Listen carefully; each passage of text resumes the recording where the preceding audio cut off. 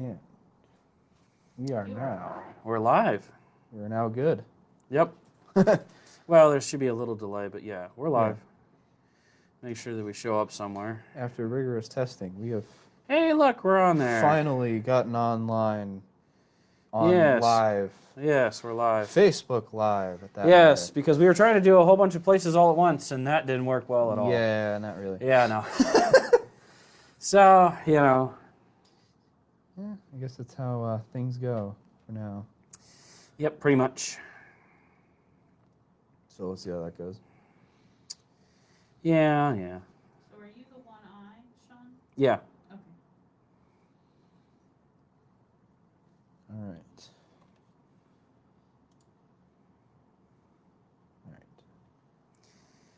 I guess we should be talking. Yeah, we probably should be doing at least intros by now. Well, you don't really have to because you've got 2 minutes before you are starting. So, I mean, if you wanted to narrate your past few minutes and... You want to narrate the past few minutes?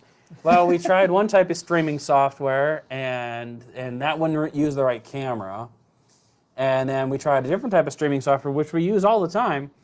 And it was just like, yeah, no, not today. No, it was like, yeah, we're done today. We're done playing. And it was streaming to 2 places, which we've never streamed before. But where we normally like to stream on Facebook for a lot of our audience, I wasn't going there. No. It was like, no Facebook for you today. It was wanting to try to do the two other ones. Yeah. But not the one this one right here. Yeah, not the one we're on right now. See, exactly. hi. Yes, hello. Hi. So, you know, this is where your entertainment begins, is the 2 technology guys going, hi. We're going insane over here. Trust us. We do it every day. Yep. So. Hey, people we know are watching. Yay. Woo. Hooray. Fun. Okay. All right, I guess now it's time for intros. We No, still because it's still 6:59. 6:59. We said we started at 7. We got a minute. We got a minute. Started at 7, yeah. Well, minute. Ish. Okay, so why are you saying that you're seeing people? I still only see one eyeball. Because I have a list of people on my phone that are contacts for me. So someone we all know is watching. Oh. So. All right, cool. But yeah. Well, the eyeball says 4 now. Well, it just jumped. I know. There's a little delay. Okay. All right, so I think it's intro time since it's 7 o'clock. Finally. Yay! All right, Shawn, do you want to start intros? Yeah, go ahead. You start. Oh, I get to start intros this time. Yeah. Okay. I am Charley. I'm the Guiding Ohio Online Learning Coach here at the Public Library, and this is... Shawn, the Emerging Services and Technologies Librarian at the Madison Public Library. Yes. I've got the longest title in the universe. Yeah, mine's close. Well, you've got a lot of writers on your title. That too. You're like, you know. But we have to thank the State Library because they made the funds possible to get you here, and the IMLS folks who give the money to the State Library who then give it to you. Yes. Yeah. So yes. Thank you. Yeah, exactly. Very much. So we should talk about something useful, huh? Yes, for the All most right. part. You want to get started? You want to do yours first? Yeah, let's do. So, Ford is releasing sometime, I think this month, or going to show off a new Ford F-150, which is called the F-150 Lightning. Lightning? Yes. So if you remember back in, I think it even says 90s kids will remember this. Well, thanks, Charley. I'm a 90s kid. Yeah, I know. I'm an 80s kid, actually. Yeah. So Ford released the performance version of the F-150, which was called the Lightning. Yeah. And so I guess they're trying to go off of an old name to get people to buy the new one. Okay, so that's it's different. Kind of cool. So this is their first electric pickup truck. Yeah. Because they recently released the Mach-E. So the Mustang. They're going to release a GT version of it sometime later, or at least probably about the same time they're going to show off this one. And then people are like, let's see what was it, a Galaxy or something? I can't remember which one it was. Ford Galaxy? No, not a Galaxy. It was, I'm trying to remember. There was another one that people were like, oh, this would be cool if they could rename it like this. But I can't remember exactly what it was. But yeah, it's kind of cool. Hopefully it's kind of exciting and not sad like the Mach-E on release with the bricking of things. Well, the Mach-E, I mean, it just sounds like I'm going to make fun of you. I'm the Mach-E, you are the Mach-er. Yeah. Oh, jeez. Well, I've been following the Lordstown electric vehicle. Yeah. And that hasn't been going so well for them. Yeah, so far. Yeah, I have hope though. I do have hope. Yes. I'd love to see this kind of industry come into Ohio, and create a lot of jobs, because that's, ideally, regardless of all the other cool factors of electric vehicles, I want to see more jobs. I want to see battery plants. I want to see places that do manufacturing all over Ohio. So that would be cool. So you got anything else on that one? Which one? The lightning. The lightning? Yeah. Let's see. Anything else? Let's see. Because while you're talking about that, Yeah. I was really enjoying the guy who got the, I think it's an F-150 that has a generator built into it. Mm-hmm. That when yeah. places lost power, Yeah. he was running his whole house off the generator. Mm-hmm. Let's see. I'm trying to find. If you would like to ask any of your viewers to write in questions, I did put that in chat, but Yep. you might want to say that. So hey, we're live. So there's a little delay on the video, but feel free to ask us any kind of technology questions or some library questions. We'll be more than happy to answer them for you. And if you stump us, we can always get you back with an email or a Facebook message. So, well, while you're doing a little bit of research, Yeah, I'm trying to find. So there's not very many details. Let's put it that way. I think I'm going to do. I'm going to talk about the pipeline. I got to talk about the pipeline because I've been stewing on the pipeline. So okay. So if you've been following the gas thing with the gasoline pipeline that got shut down because of a hack, I'm going to put that in giant air quotes, a hack. Mm-hmm. Okay. So there's an entity out there called Darkside, just like something Darkside from Star Wars, but it's a collective of folks who design software, and this software is for hacking or for causing mischief and other things like that. And they're very, very good at it. They're very skilled coders. Well, they sell this stuff, okay? And what they sell is, the one thing they're really known for is ransomware.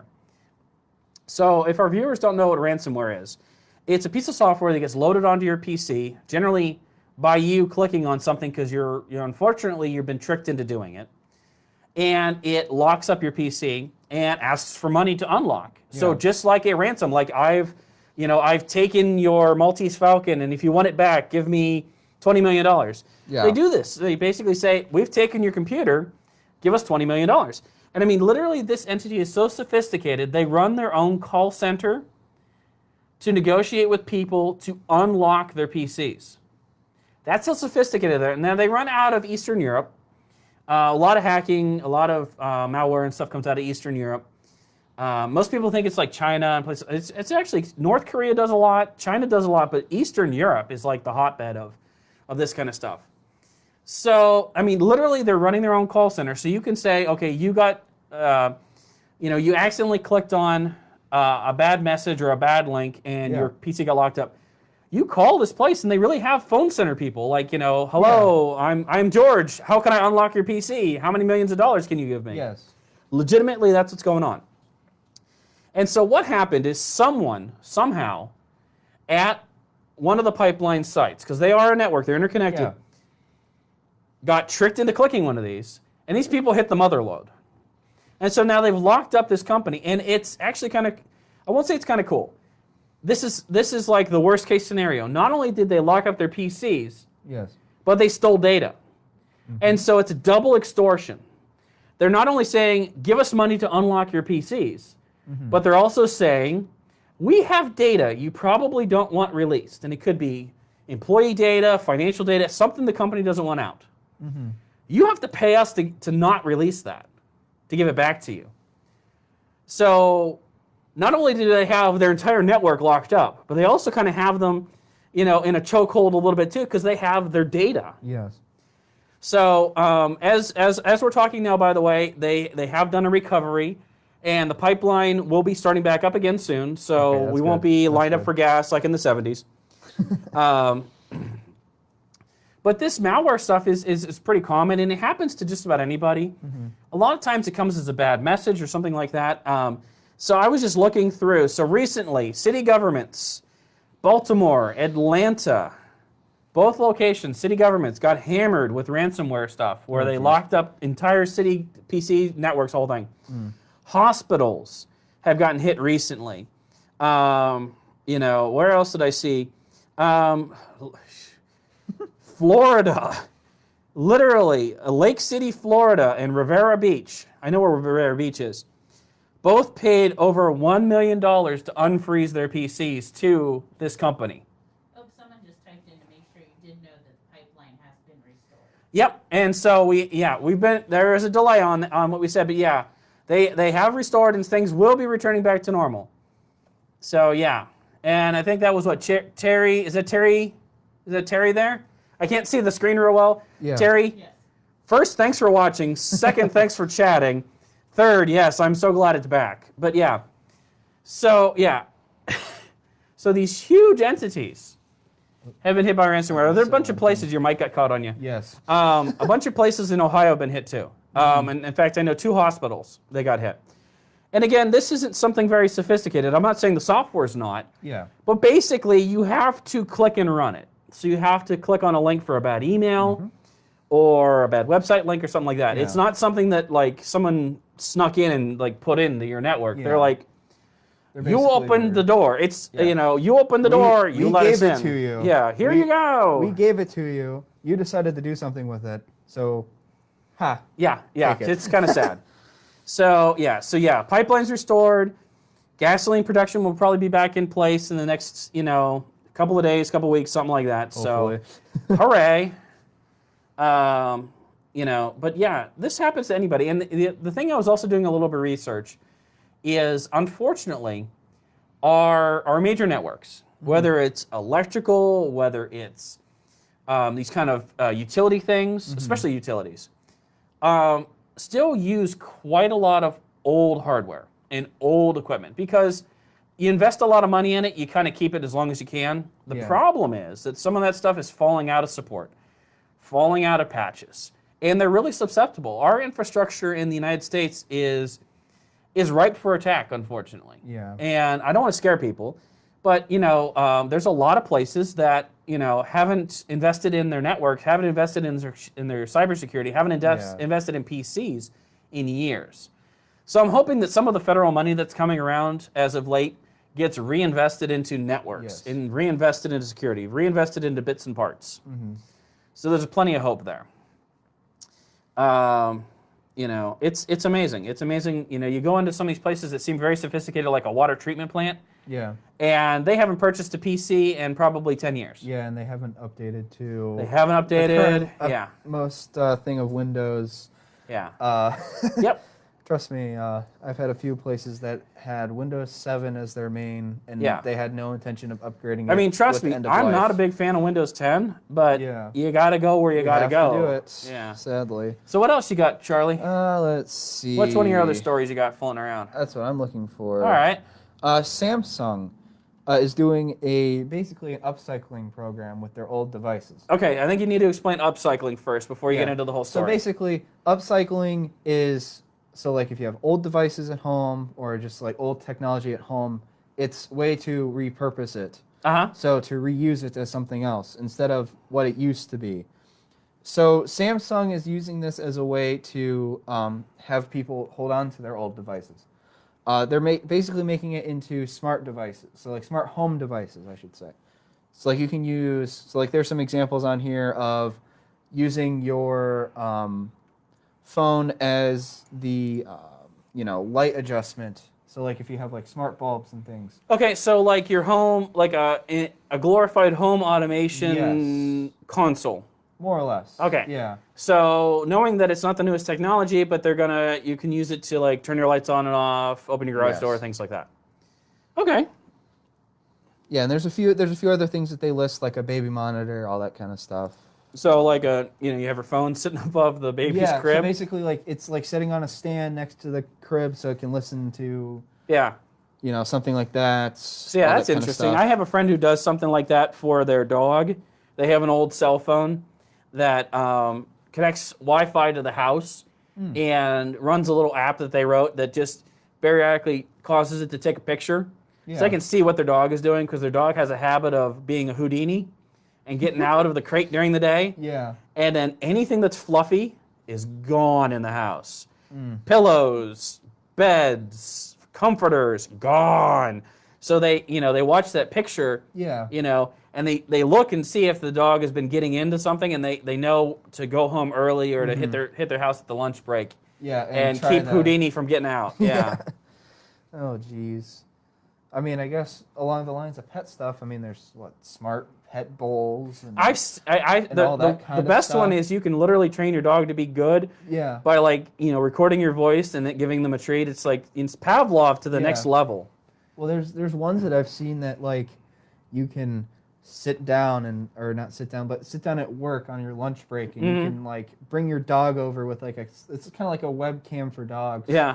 And it basically calls them over and you can talk to them and give them treats when they need it. You're like, hey, Rudy, you want a treat? Didn't tear anything up, did you? Yeah, basically you can just only see from that one camera though. That's the only issue. Yeah.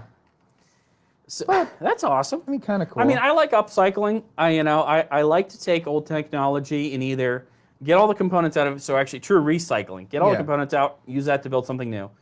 Or upcycle it as, use it for something else. Like I use a lot of my old phones for remotes and things. Yeah. I do. I find that useful. It could be very handy. So that's cool, Charlie. Well, I know as a PC guy, I've seen a lot of people use their phones as monitors for their computers. Oh and yeah. things. If you remember the tower PC mods that you put in the front of the case. Yeah. And Yep. You can use your old phone to for monitor that. everything. Yeah. Yeah. I mean, literally, I used to have a thing where it would read my PC and give me all my outputs. Yeah. Yeah. So that's very cool. That's very cool. So as we're recycling stuff, we're dealing with the giant chip shortage. Oh, We're still dealing with the chip shortage. So we talked about the last time we were live, and it didn't get any better. In fact, I have a friend who works for a company that supplies parts for semis. Okay. And literally, if the part has some sort of chip in it, they're telling the people they're selling to, don't expect it for 6 to 8 months. Yeah. Don't expect to see this. So unfortunately, that means there are trucks that are grounded. I know that there's a lot of new cars that can't be released, and so there's a shortage of cars because we're missing the chips in them. Well, I know of the vehicle part because in Kentucky, especially, the Ford plant down there, the truck plant, has been using Kentucky Speedway's big old I saw a parking picture of lot that. Yeah, as the storage facility for them. So they're sitting out in the open, waiting, waiting for the chips and things to show up, and they're not showing up yet. Yeah, I have a friend who works down there at that truck plant, and he had sent me a picture before it hit the news of him after he dropped off a bunch of trucks to the lot. Yeah. And just did a panoramic of all of these are waiting for parts. Yeah, they have not gotten the parts yet. Yeah. So, and part of the reason why is the chip shortage is a lot of that stuff is made over in Asia. And so, with COVID, travel restrictions, all that stuff, it's kind of made places like the U.S. Look back at our supply chain and start reinvesting. So, in fact, I'm going to read the number here. $110 billion federal are being reinvested into United States chip manufacturers. Okay. There's a whole bunch of venture capitalists. So these are people who love to invest money into projects, are investing money into chip manufacturers. So all of these companies that used to build chips in the U.S. are looking to build new factories. And there's a lot of startups. And I love seeing the startups because it's been a while. Because Qualcomm, Motorola, Intel, AMD dominated everything for so long. It would be nice to see a couple of new companies come in with either new ideas or different manufacturing processes to kind of bring in something new. I like seeing competition because competition means that we drive innovation. And I want to see that. So, the chip shortage isn't going to go away tomorrow. Yeah. But I think the side benefit is absolutely the fact that we're reinvesting into United States infrastructure. And I'm all for that. You know, I think we should. I think we should have much more, again, more jobs, more Ohio jobs, because some of the stuff that we use to make silicon conductors and stuff comes out of mines in Ohio. So yay. Yeah. So we're good there. Or see plants from like some of these bigger places come here. Yeah, exactly. To, like, get the stuff faster. Tax incentives. You know, let's put a chip plant in Madison. I mean, that would be awesome. Yeah. So our friends at IBM, because everyone kind of thinks like IBM is kind of on the down low. I was about to say that I was going to segue to you want to segue? IBM a little bit. You want to segue? I was going to segue to you. I was going to be like, well, you know. Tell me about IBM, yeah. Because we were both talking about this in the office. So, you know, the race for making chips faster, aside from going to optical things, which is your quantum computing, and you're moving of tiny bits around and things physically in actually in the atoms, is still getting things smaller and smaller. And there's this thing called Moore's Law that was developed by a guy from Intel, and it's kind of a running thing that people say, you know, X amount of time we're going to shrink every single, you know, chip down. Okay, everything's going to get smaller. And so IBM, who still does a ton of work in this field, is releasing basically a chip that's going to run 50 billion with a B transistors on one chip the size of a fingernail. Oh boy. And I'm thinking that's my pinky finger, which is about a centimeter, give or take. I got a weird sized pinky. About a centimeter or so. Yeah. Which will be 45% faster than what we're running right now. So compared to what we see in computers right now. Yeah. We're literally going to get smaller than phone ones too. Smaller than what we got in a computer right now. Okay. And nearly twice as fast. Okay? And the best thing, because we're starting to reach some certain levels of size, we're also gaining benefits of battery usage. Yeah, so it's smaller. Yeah. It's a little bit more efficient. Less efficient, less power hog if you can manage the heat. It's always about the heat. So the new chip would basically, if you implemented it in a phone, it would be 4-day on a phone before recharge. That would be so nice. Now, that's not using peak performance. I mean, we know that's that. using like battery. But that's saver just mode regular. completely. That's just regular talk, text. You know, no heavy end anything. Yeah, not a lot of video or anything like that. Yeah. But that's a lot of time in there. So. You have some of your friends saying hello to you in chat. Okay, so we should. Hello. So hi everybody. Feel free to throw a question into the chat. We'd love to hear from you. We're going to talk about news in between. And if you stump us, we'll get back to you either with a message on Facebook and or a email or whatever. So feel free to ask us questions about technology, any library questions you have. If we don't have the answer, we know people who do have the answer, so we'll ask them. So we'd love to hear from you. And comments are always welcome, like, you know, a friend of mine commented a new friend, I guess, commented about the pipeline we were talking about earlier. So, yay! So, hi, everybody. Hello. All right, Charlie, what do you got? What else you do got? I have? Well, I guess going on the lines of CPUs and quantum computing and all that kind of stuff. Intel says it has solved the bottleneck issue with quantum computing. All right, I'm waiting for it. All right, so basically along the lines of it's basically along the lines of just making it more practical. Let's put it that way. Now, I mean, I know you know a lot more about quantum computing than I do, so trying to explain it in terms that I can understand compared to what you understand, I don't want to really read the article myself, but I'm reading it from here. Yeah, I know, and I kind of see you like glancing over at it, and I'm just kind of like, it was a cool topic to bring up, but then I was like, you should have probably taken it more than me. Yeah. So basically, if you would like to explain. So the bottleneck for the longest time is if you wanted to do any kind of quantum computing. So computing should we explain what a bottleneck is? Okay, so good point. Do you want to do the bottleneck? All right. So basically, bottleneck, to put it in perspective here. So if you ever, obviously drinking out of bottles before, like specifically, I would say more the brown ones or the soda types, where it kind of thins out to the bottom. Thins out to the top. So trying to pour something in or trying to put something in that doesn't fit, or it will take time to completely deplenish from the top to bottom. So what you're saying is the bottleneck reduces the speed or the size of the liquid leaving. Yes, easier explanation than what I was trying to go with. You're doing good, Charlie. You're I'm doing trying. Good. You're doing good. So a bottleneck in computing is generally temperature. Yeah. Things get too hot, and when things get too hot, things expand. Mm-hmm. So just like, my dad taught me when I was a kid, you use heat to make, if you have a nut and a bolt stuck together, use a little bit of heat. Start stuttering. Use a little bit of heat, and it'll come loose because you've expanded out parts of it, okay? Especially if you only heat one part. So in quantum computing, part of our issue was that to make all of these processors work, because we're working at the molecular level, we're working with light and we're working with atoms.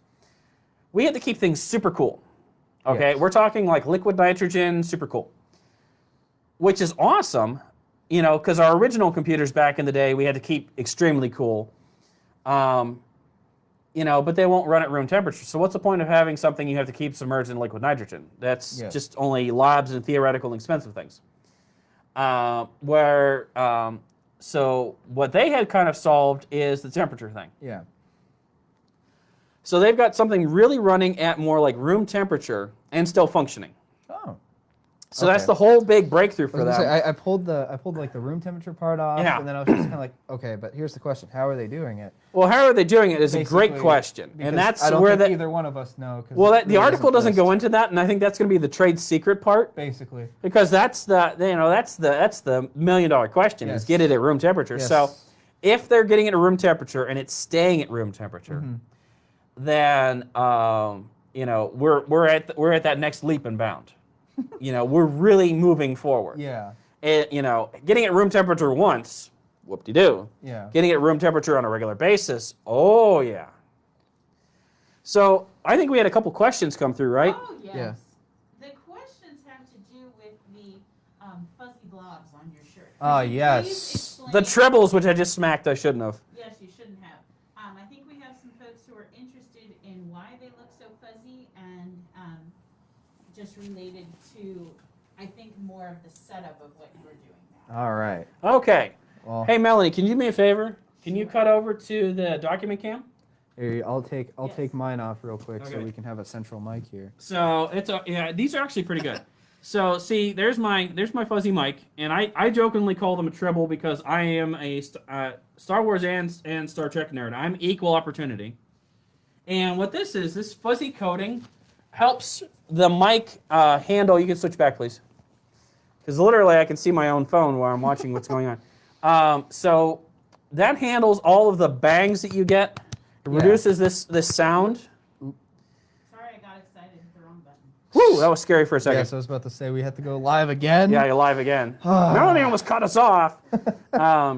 So that handles a lot of the sharp sounds. And then there's a regular windscreen. Charlie, can you, I don't know if it'll come right off. Can you grab that windscreen and see if it'll come right off? Yeah, perfect. Okay, so this is your regular windscreen. This is from one of the mics off to the side here. So this handles some of the sharp sounds, like your pops that you get from saying like P's and things. This handles some of that. Where this fuzzy thing, here, hand that back. This fuzzy thing handles the loud thumps and some of the external sounds, the weird sounds that go on in the background. So basically a lot of sound dampening is what it is. So this makes a clearer mic, and these are omnidirectional mics. So ideally it's meant for one person, but if like Charlie and I were working next to each other and Charlie didn't have a mic, you should be able to hear him fairly well. Yeah, and we could with probably one just mic. lay it right here and it probably would have We could, worked. But since we want to do 2 mics at once, Yeah. we'd sound a little better. Exactly, and we both knew we were going to be wearing masks, and so that muffles a lot of sound. We tried one of the over the ear mics, and it just still didn't work. So I like these a lot better. It didn't sound very good at all. It did not sound very good at all. I remember listening to some of my voice stuff while Yeah, we were rewatching it, and I was like, ugh. Yeah, no. So do we have any other questions on there? I think it was mainly about the mics It was because I mostly kind of. about the mics and how strange they look. Yes, Okay. I was gonna say I kind of read it while you were talking about the quantum computing stuff. So. Alrighty. So we handle quantum computing. So we handle all that. I'm sorry. I'm going to say, do you want to explain to our viewers kind of why you moved to the evening and since our press release talked about you being similar to Click and Clack, how you're changing your format to focus on discussing current technology. Okay, so I don't know how well you could have picked up Melanie. So basically she's saying, for us to talk about why we moved to 7 o'clock. Yes. And so in the third half of this presentation, which is a joke from the NPR's Click and Clack. I don't know if you've ever heard Click and Clack. They were people on NPR, so National Public Radio, who took in calls about people's car problems. And they were absolutely hilarious. I loved them. I thought they were funny. And so part of the reason we moved to our format to the evening was, one, we were hoping for more audience. So we tried it during the day, but we were hoping definitely for more audience. Two, we knew we were going to do more news because we tried a straight call-in show, and we just weren't getting the people calling in. Yeah. But people, when we talked about some news, absolutely loved it. And so that's what we're going to try to keep doing. So, so Charlie and I were going to do our things back and forth with the news. Let's go. News time. News time. So I'm going to do something light. Shawn and Charlie. Check news time with Charlie. Yeah. I'm going to do something light. Since we handle quantum computing, and that I think we need to settle down a little bit. Fried a little bit of people here. They're having trouble asking a question after quantum computing. Yes. So, all right. So Amazon, the people over in, were down 90, okay? Not down 90, but in London, downtown London, have created the Amazon Salon. Yeah.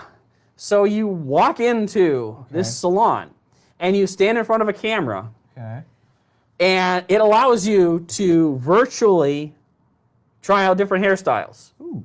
So it takes your face and applies a hairstyle to you, and apparently it matches fairly well. So it would pull the colors out of my hair, the gray and all that other fun stuff, pull it out of my hair and give me different hairstyles. All right. And then, in theory, what will go next is if you like the hairstyle that you want, you print out a ticket with a QR code. You go to the nearest stylist in the building and say, I want this. And they scan it, and then they have the instructions on how to cut your hair into that style. So if you wanted to have like a specific style, like, I would totally do like the whole Elvis big hair. I would love to do that once. In my case, my hair just goes this way, just out in every direction. But I could do the whole Elvis coif thing, or like Conan O'Brien. Conan O'Brien has the best hair. I would totally do that if I could. So so something light, But Amazon has a grocery store too. A lot of grocery stores. I was going to pull up the grocery store. The grocery stores are kind of neat. They were early on, before a lot of places were doing the delivery stuff. They were trying it out. It was them and a company called Peapod, which I think actually is gone. I think they fell by the wayside. So we've got some comments here. I would never trust that ever. I'm assuming for the hair thing, Wendy. I think that would be kind of interesting. It would be interesting. I trust the people who cut my hair. So Yeah, I don't know. Come on, I Charlie. go to certain places and I like that only. And if it doesn't work out right, then I never go back. Yeah. It's usually how it goes for me. So what else you got going there, Charlie? What else? What other stories you got? Let's see. Let's get rid of that one. What else do I got?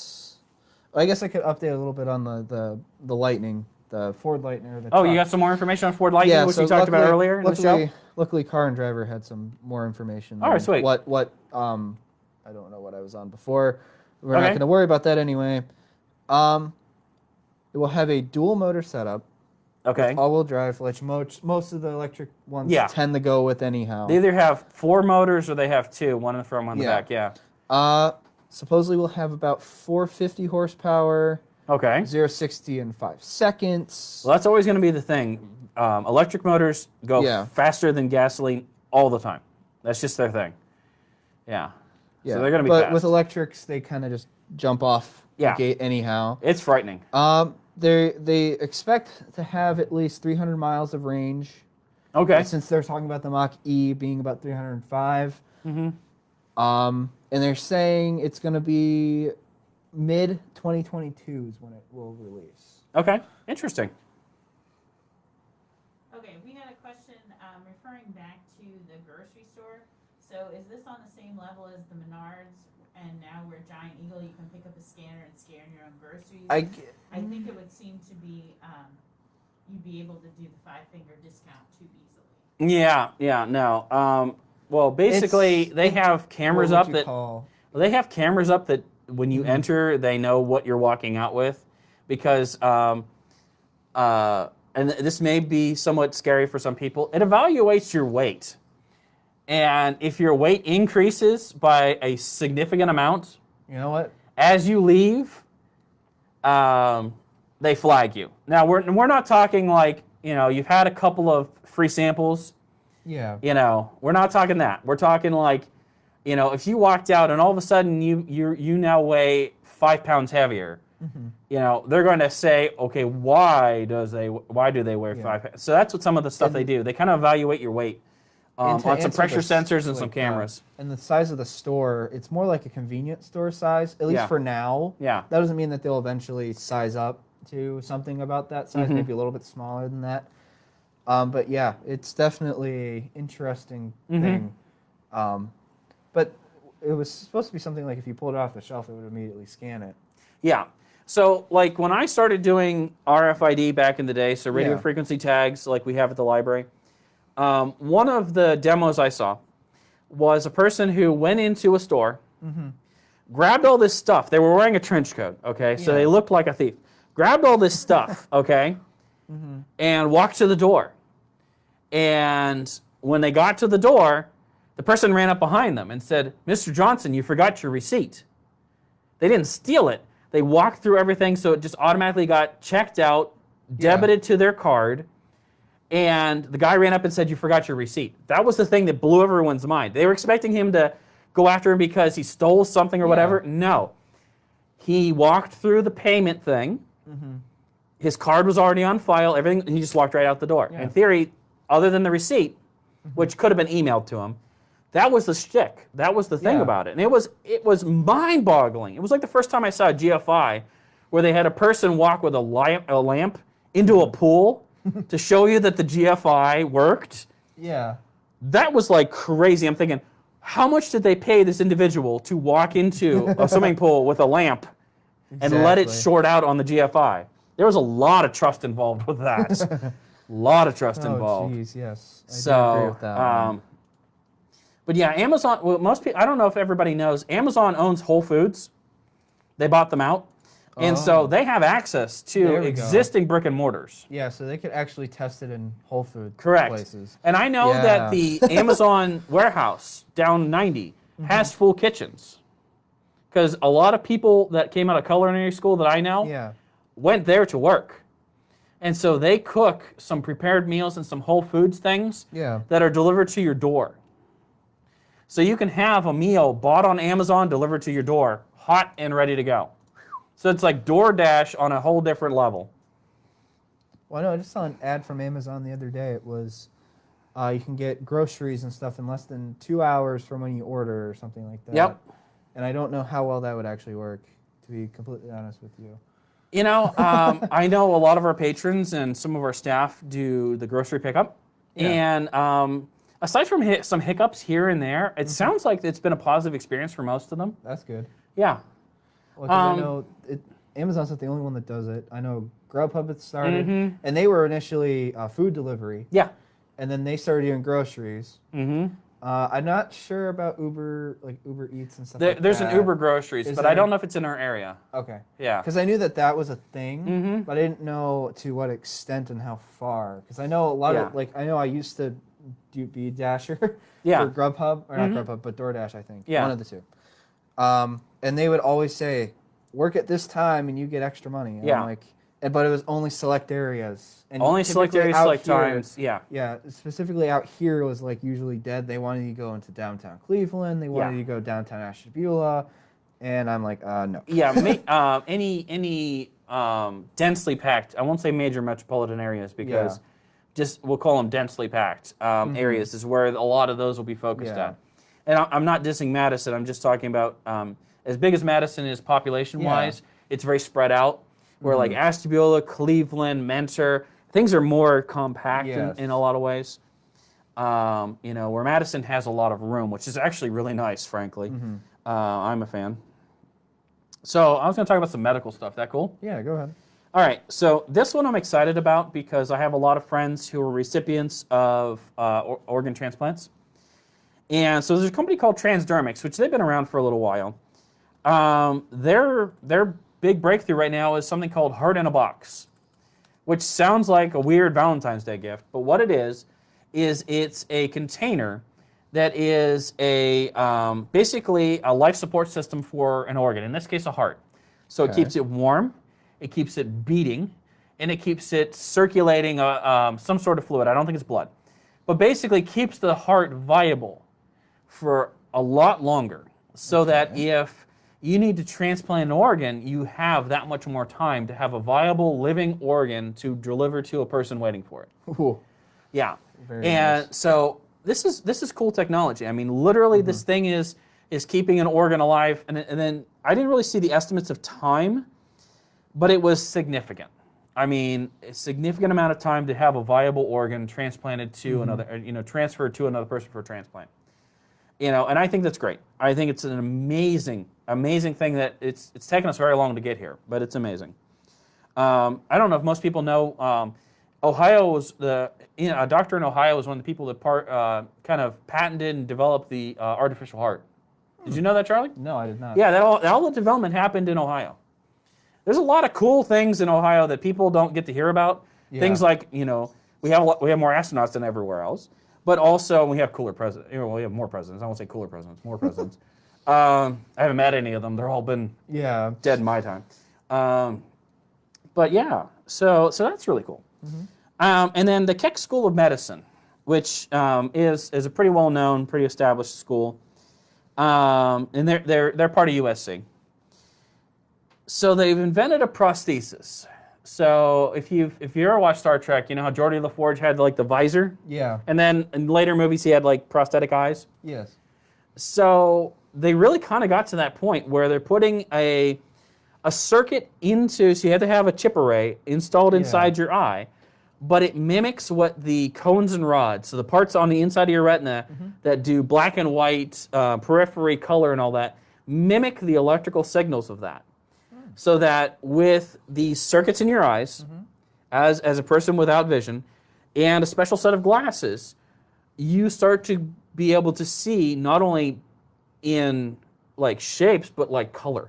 Oh. So this is, you know, we've had some chances where we've had people that are able to see blobs of black and white. Yes. Where in this case, it's becoming finer resolution. I'm not going to say it's perfect vision or anything like that. It's finer resolution. But it's color. It's the first time we've had color, which is significant. And so they're doing a lot of trials with that, and this will be cool. And I mean, I'm not saying that if you're visually impaired, you have to immediately go to this, but for those who want to, it's one heck of an option. And then in the other medical front that I did some research, there was a 65-year-old man who had been paralyzed from the neck down. Okay. And they attached some electrodes to his head. Okay. And used some software and asked him to think about, with his left hand, because he was left-handed, drawing a word.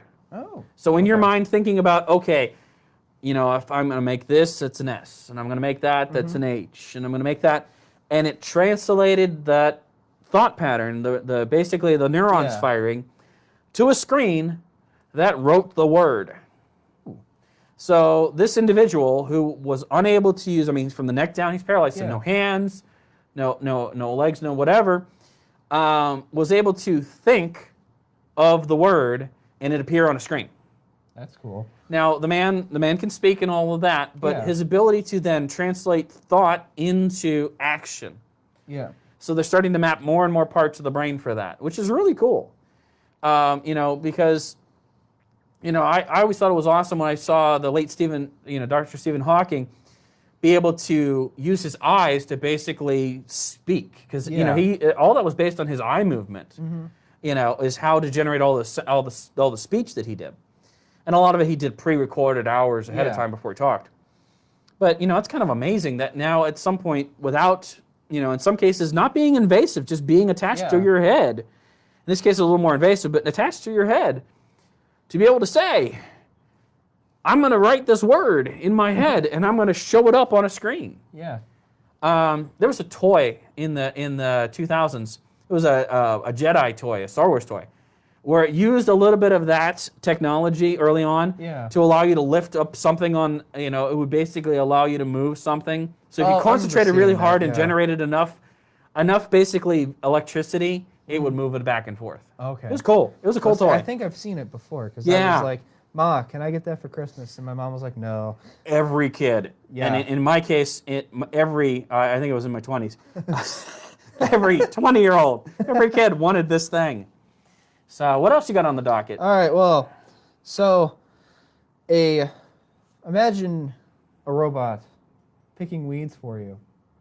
I would totally be down for that. That would be the greatest thing in the whole world. So far, the only thing though, it's only for actual like acres and acres of farmland. Okay. So far. Well, we have that around here. Yeah, We exactly. have farms. So basically, it's it can do 20 acres a day.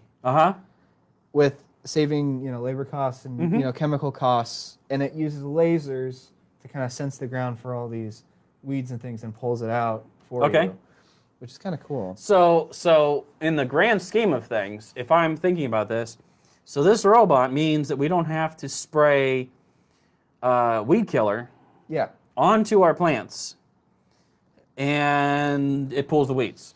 Well, it still sprays chemicals. Oh, it still sprays chemicals. It still puts down chemicals, but it's just not as it's not like you're going and pumping or crop dusting everything. So a little more direct. Yes. Okay.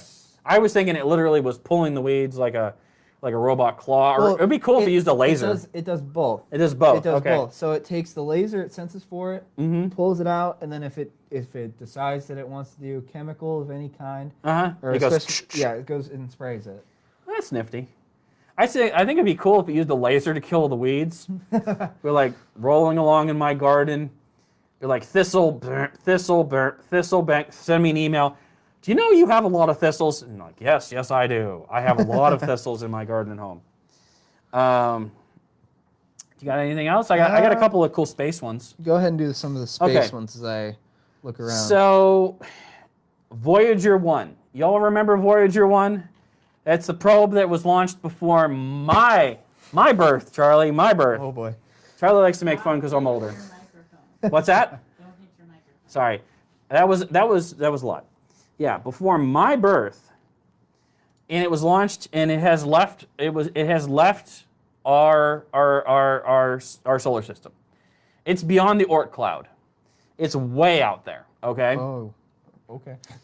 I mean, we're talking. It's beyond where comets. It's beyond where all of that stuff is. It's well beyond. It's somewhere. It's breached breached what's called the heliosphere. It's kind of the end of where the sun can go. We're not talking light. We're talking total solar radiation. Period. It's gone past that. Oh, okay. So like the bubble that is our solar system, it's gone. It's beyond that. And one of the things, it's still sending back data.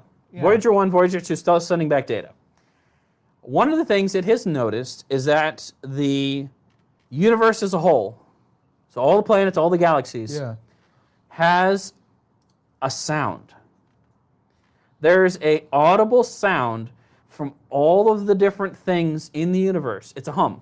It's a sound. And, it's kind of interesting to think about because it means that our universe has music. It has music. It makes music. Now it's a hum. It's a sound. It's a noise, but it's kind of unique. It's kind of interesting to think about that. Our universe makes music.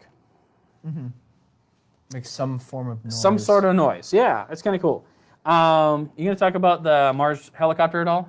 No. Okay. Can I talk about it? Yes. Go ahead. So we talked about in the last show about the Mars helicopter. So the rover Ingenuity's helicopter. Okay.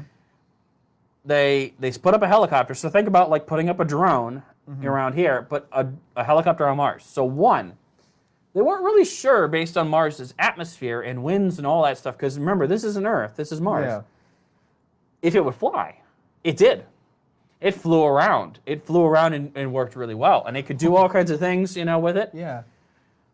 So, I mean, we've done satellites around Mars. We've done rovers. But this would be the first time we have an aircraft On Mars. on Mars. That, like, as the rover is going around doing its thing, it could kind of put this thing up and say, hey, what am I going to drive over? Let's look ahead. So it's like having GPS. There's something in front of you. There's construction. Turn. It's telling it what, plus it's also being able to go around and kind of look. Because, we look at things and we have great cameras, but I mean, we look at things from orbit, that's one thing. We're looking at things, not only just on the ground in the rovers, but now above. In the air. So you could kind of get a nice survey of, it's going to be awesome to see these pictures of what Mars looks like from this little, drone. It's cool. Yeah, it'll be interesting. I'm to super see. excited about that. Especially aerial views instead of just whatever the rover can see. Yeah. On my own personal Facebook page, I posted some video along with some audio, and it's visions of Mars with the wind of Mars. So it's a recording of the sound of the wind, because Mars is pretty active as far as wind goes. I'll say wind. It's not oxygen. It's mostly carbon dioxide, I think.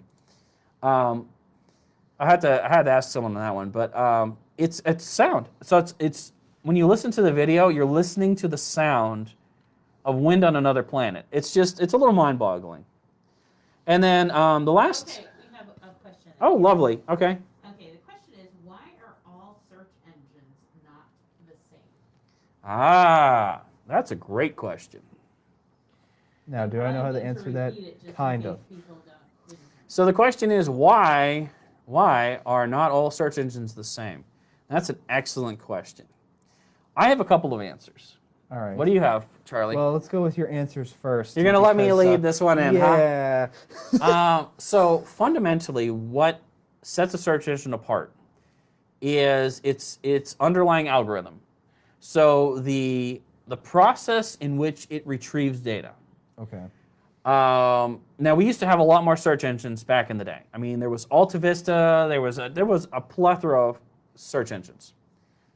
And, they all had different algorithms. And then they kind of sorted down, and some of them are still around, and then some new ones came about. So new ones actually, in this case, are Google and Bing and things like that.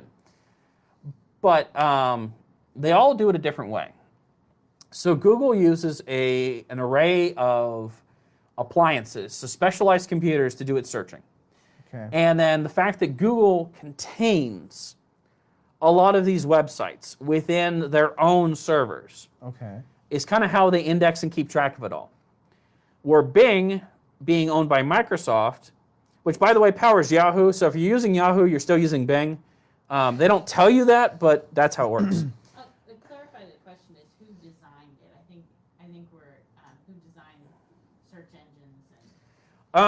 Well, search engines go really far back. Search engines go really far back because, once we got beyond the first 3 people who had a website on ARPANET, someone decided, hey, we got to find a way to figure these things out.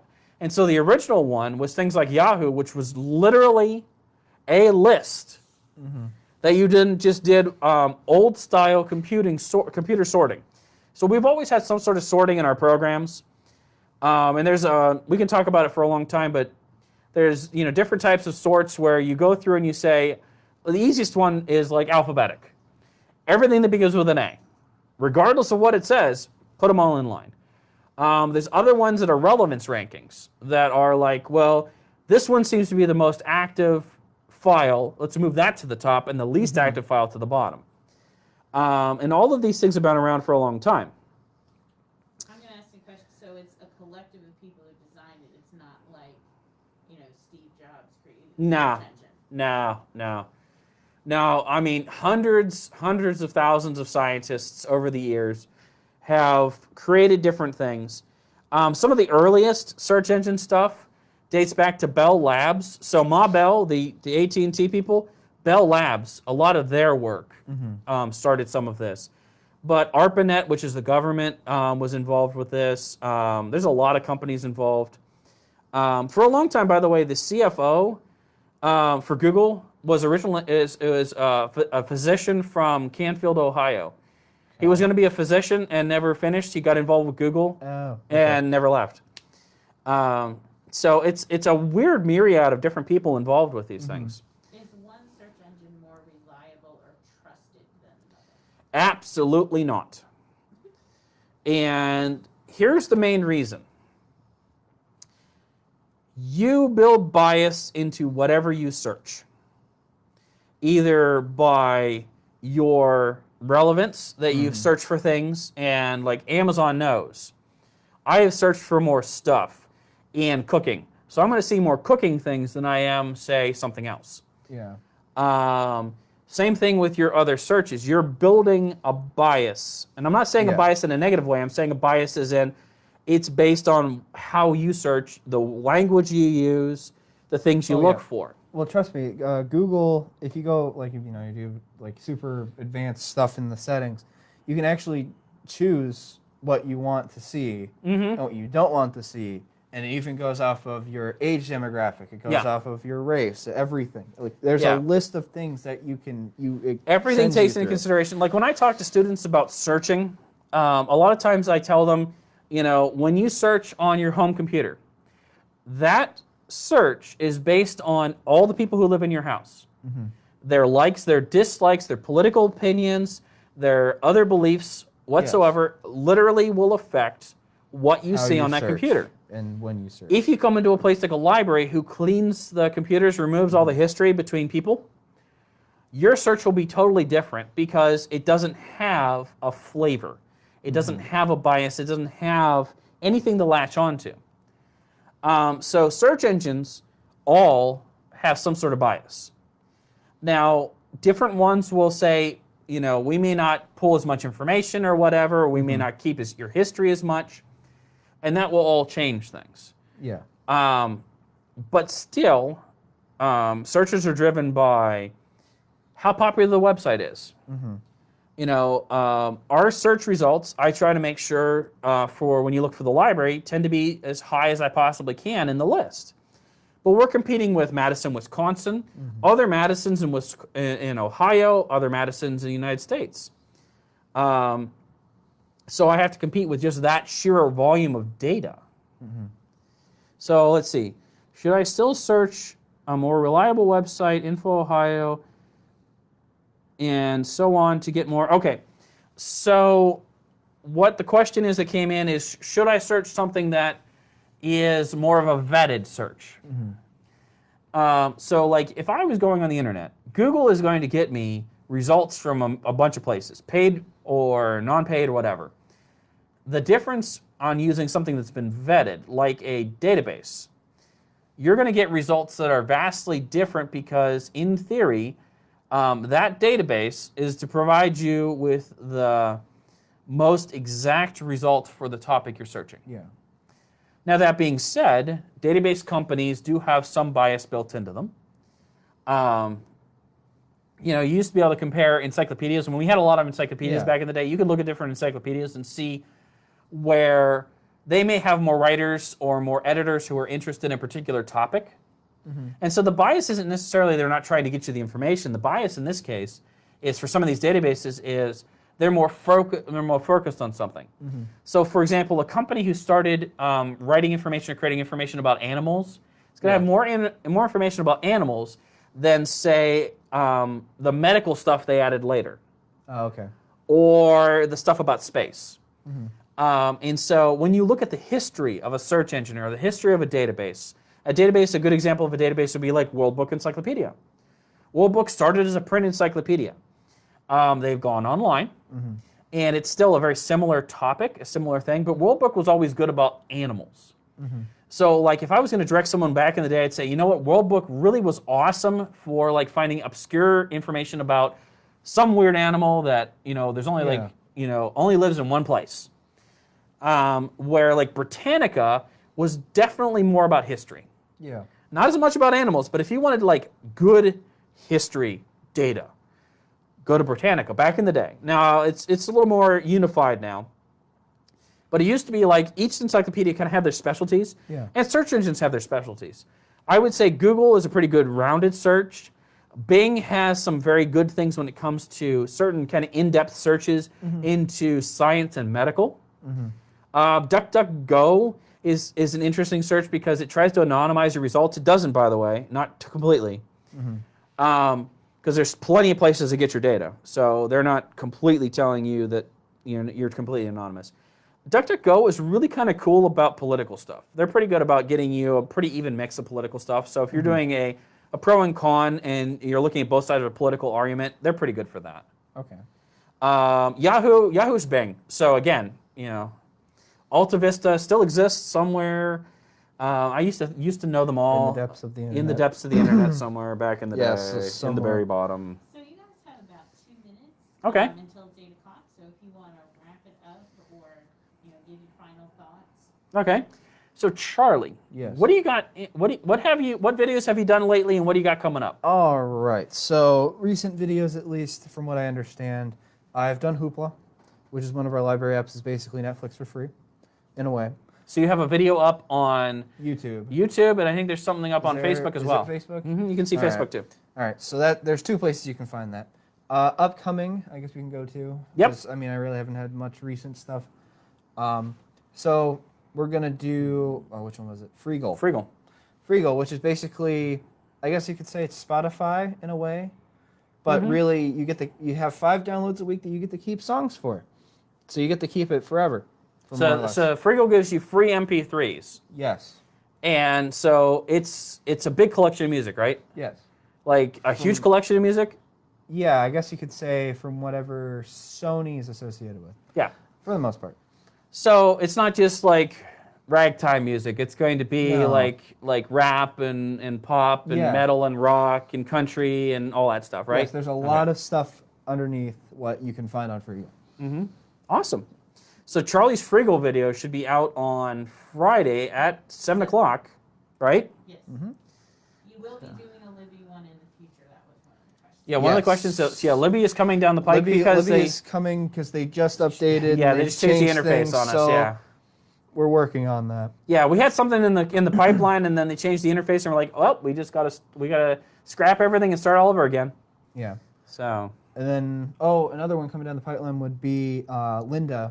Yep. Or LinkedIn Learning now. LinkedIn Learning, because it just changed from lynda.com Yes, it just to changed LinkedIn from Linda, Learning. but I will say it as Linda because that's what's on our website at the moment. Yeah, I'm going to be Until it's changing that as soon as it changed. gets done transitioning.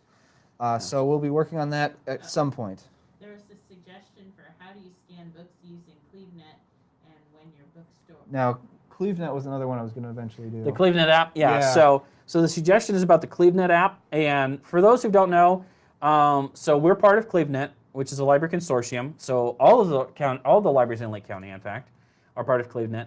And we have an app that you can download from your app store, whether it's iTunes or Android. You can load it on your phone. And one of the cool benefits of that app is not only can you see what's going on with your library account, so you can see if you have a hold in or search for books, but you can use the camera on your phone to scan the ISBN, which is the barcode on the back of just about every book, and use that to search the catalog and find if we own it, and then place a hold on it. So for example, say I'm out at Barnes & Noble, I'm like, oh, this is this cool book on quantum computing. Yeah. Man, I really want this, but I don't want to spend the $250 that they want for it. Yeah. I wonder if the library has it. Turn on my CleveNet app, scan the book. Oh, look, Mentor There has it that, is. or Madison has that, or whoever has that. I'm going to put it on hold. We're ready to go. Yeah. Which is kind of cool. Yeah. And then you can even scan stuff with RFID, but that's in testing, isn't it? And we're That's just still in one of the- testing. We're almost done with the it. libraries. We're one of the test libraries, that you and can I try it. got to work on. Right now, I'm hung up on an Apple thing, so I've got to finish an Apple thing with it. Oh, okay. So I have an iPhone thing that I've got to work on to finish that. Then we're good to go. Yeah, because So- I know I've been playing around with it. a Yeah, little Cleveland's been waiting on me to finish that part. So as soon as I get that tested out, we're good to go. This All right. is also a good point to mention to people if they are struggling with anything like living. Oh, yes, or whatever, learning coaches. to please set So that's them you, up. Charlie. bit. Yes. So if you're having any issues with any of our apps, which are Hoopla, Freegal, Libby, CleveNet app kind of Yep. Hey, if you need help with your any phone, apps. your laptop, other Yes. computer questions. Any form of electronic devices whatsoever. Basically, leaning it more towards laptops. Yeah, 'cause they're portable. Mobile devices, Yeah, they're basically, as we should say. Yeah. We'll help you with the phone, though. Yeah, we'll help you with phones, too. You can call us here at the library, and you can set up a learning coach to where we can sit down for an hour, learn how to use it. Yep, that's an hour of one-on-one time with Charley. If you have some things about our crate space, you can get a one-on-one with Joe. For certain things, you get a one-on-one with me. So generally, it comes to me when the problem is a little scary. So Yes. I tend to get the scary ones, like, hey, this laptop is infected with this thing, and it's usually it's me that helps you out on that. Yeah, usually. Yep. So, hey, thanks everybody for joining us. Thanks for listening to our news. Thanks for asking questions. Saw a lot of people dial in during this, and it was great. Appreciate you guys. We're going to try to do this on a regular basis, and I think we're going to do it in the evening. So, when's our next one? I think we have a date already, don't we? I think it's June. It might be June 12th. It might be. Okay, so I'm hearing from the person who knows things about the calendar that it might be June 12th. Mm-hmm. Well, I can't. It So doesn't quite sound like the right date. doesn't sound like the right date, huh? No. So we're gonna take. Don't worry, we're Yep. trying to find it for you guys, so we know. Yep. So one of the people on said Kindles too, and I said absolutely. Yes. Bring your e-readers. We'll help you set them up. We'll help you get all of the free books that are available through the library. We can do that. Phones, MP3 players, laptops, e-readers, anything like that. So, again, and Melanie's checking the calendar. 16th. June 16th. So we'll see you again June 16th. Same bat channel, same bat time, same bat joke. Yes. So thank you, everybody. We're going to go ahead and sign off, and this will be available later as a recording. So enjoy. Bye. Say bye, Goodbye. Charlie. Bye. Bye. You can wave now. Okay.